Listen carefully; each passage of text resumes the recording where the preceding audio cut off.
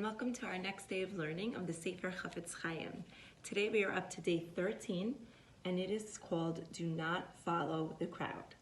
So the Chafetz Chaim first starts off by explaining that in Jewish law, when somebody wants to bring an allegation in a Beis Din, in a Jewish court, they need to have two witnesses.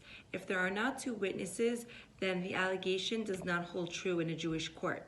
So if there is only one witness in a Jewish court and the witness still goes on to say the negative of the person he is trying to prove did something wrong, that's actually considered Lashon Hara, because his witness, his testimony doesn't hold weight anyways, because he's only one witness. So that is the first prohibition that the Chafetz Chaim says that someone can violate if they speak Lashon Hara when there's only one witness. So it violates the transgression that says a single witness should not stand up against any man for any wrongdoing. The Chafetz Chaim goes on to explain another prohibition that somebody violates when they speak Lashon Hara.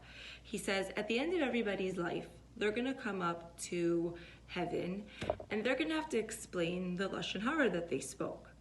And a common defense that many people will have will be, I can't fully help all the Lashon Hara I spoke because a lot of it was society that made me do it. I was a victim of circumstance. It was not always my fault to speak Lashon Hara.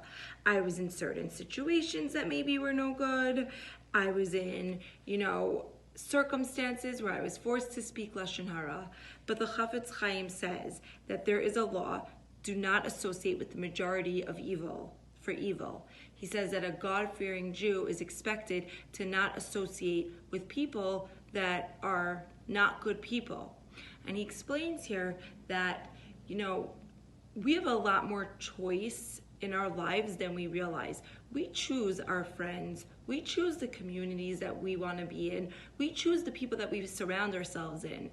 When you choose to be around someone that's constantly always making fun of people, always bringing people down, always laughing about people, you're not fully a victim of circumstance. You do have free will to choose who you hang out with. And the Chafetz Chaim teaches us a valuable lesson here, which applies to all aspects of life. People tend to gravitate to places which define their own station in life. They choose where they live, where they pray, who their friends are, and what is important to them. Occasionally, a person truly is a victim of circumstance, but for the most part, the place he makes for himself in this world bears his own unique signature. The Chafetz Chaim advises us, make it a good place. So, of course, there's times that we have circumstances that we can't control.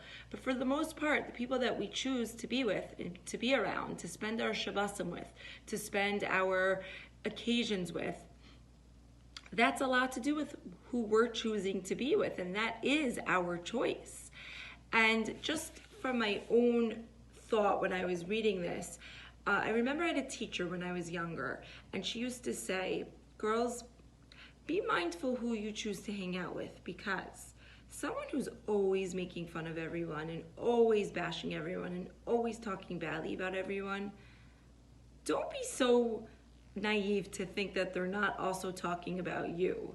If someone habitually talks about people, you're going to be included in that too. Just like they'll talk to you about your other friend, they are completely fine talking to your other friend about you. So again, I'm not referring to sometimes you have friends who need to unburden themselves and unload what's on their chest, and that's different. But I'm talking about someone who is always speaking about others negatively. You have to then wonder what they're saying about you as well. So that is the Chafetz Chaim's ideas for day 13, and I look forward to learning with you next time. Have a great day.